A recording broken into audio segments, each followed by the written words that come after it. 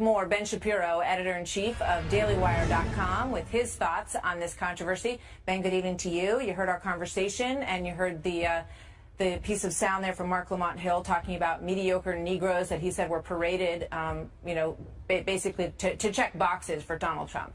What do you think?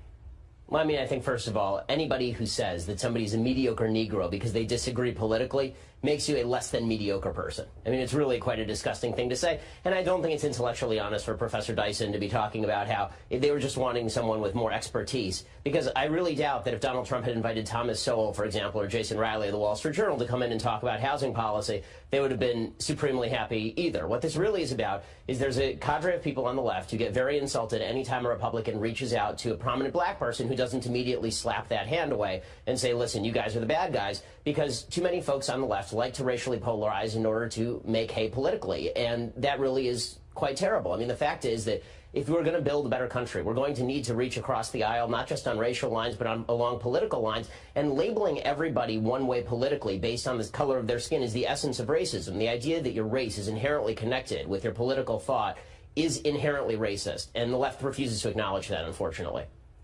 How do we, what can Donald Trump do to sort of start to bridge that divide? And do you have any hope that he can?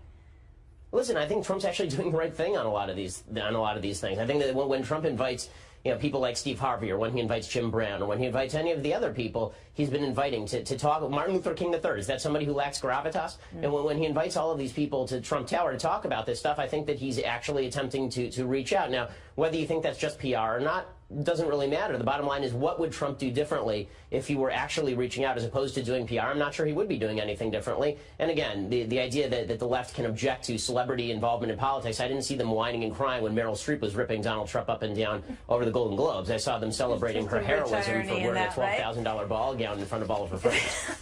Ben Shapiro, thank you very much. Good to see you, Ben.